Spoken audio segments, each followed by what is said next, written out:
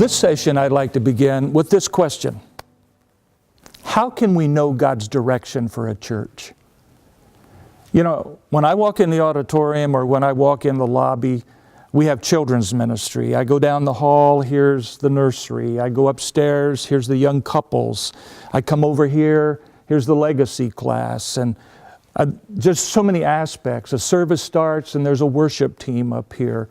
And then we have missions. So honestly, even what we say not a huge church still has multifacets. And there's all kinds of trends out there. There's all kinds of ideas out there. There's pressures, and sometimes there's traditions. And even, I tell you what, believe me, I've been a person who at times has been concerned about comparison, like how is our church doing with the church down the road, or you know, the periodicals that write up great churches, and then you get pressure from your people, why can't we be like that church? And I like what Pastor Andy says a lot. He says, this may be a good idea, but may not be God's idea.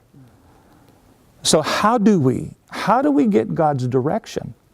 Well, I'd like to come here and draw some circles, actually, that I saw Pastor Mike draw years ago. And when he drew these circles, it's just like everything focused for me in relationship to this difficult subject that we call the Trinity.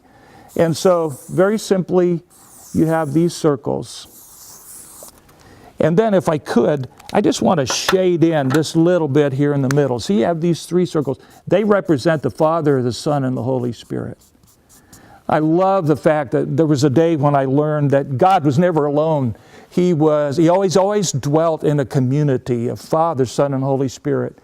And with all my heart, I saw Mike draw that, and I looked at that right there, and I said, that is the center of the universe.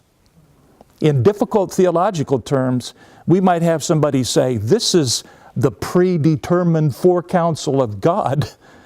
When you think about the counsel of God and the Father talking to the Son and the Son to the Father and the Father to the Spirit and the Spirit to Jesus, the neat thing is, through Jesus, we are allowed to come here and fellowship.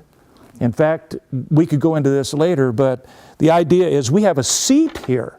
We're seated with Christ in the heavenlies, and we're allowed to come here. And so I believe that for me as a person, my family, and also our church, we need to do everything we can to get here and get our direction from here.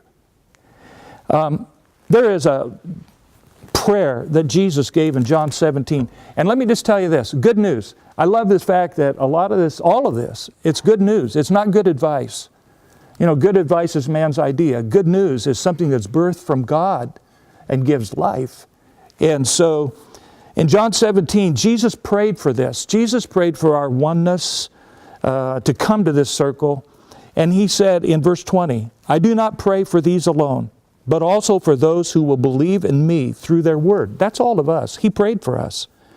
That they all may be one, as you, Father, are in me, and I in you, that they also may be one in us, that the world may believe that you sent me. Now listen to this. And the glory which you gave me, I have given them, that they may be one, just as we are one. And in this next verse, he almost repeats one too many times. I and them, and you and me, that they may be made perfect in one, that the world may know that you have sent me and have loved them as you have loved me. The Scriptures teach us that Jesus has prayed for us to have a oneness that's here in our churches. And it's when we are there that the world is able to really say, Jesus has come.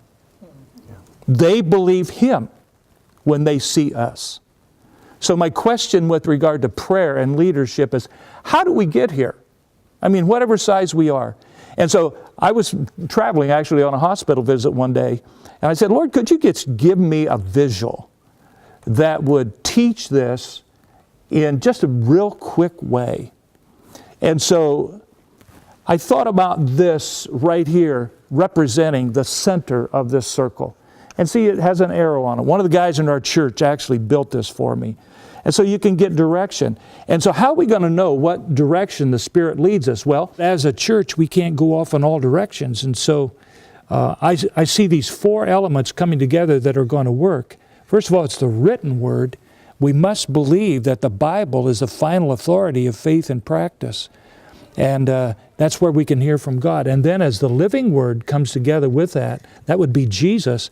And there, by the way, how many know that the written word, the Bible, and the living word, Jesus, they're always in the same place. They never disagree, right? And we can count on that. Then if we have our leaders that are plugging into this and that are abiding in the living word and the written word, these are our branch leaders. And then the people, as a united effort, will come together in prayer. Then, with this combination, all coming to the center circle of the Father, Son, and the Holy Spirit, we can truly get God's direction in what He wants us to do in any ministry that we're in. And this is where the Holy Spirit shows the church what they need to do. We get God's direction with this intimate fellowship. Jesus said, let the church listen to what the Spirit says. I'm convinced that every church can have God's direction if these four things come together. So our mindset needs to be, let's have these entities in place in our church to get God's direction. Contact us at praywithchrist.org and or paradigm1.org. Thanks a bunch.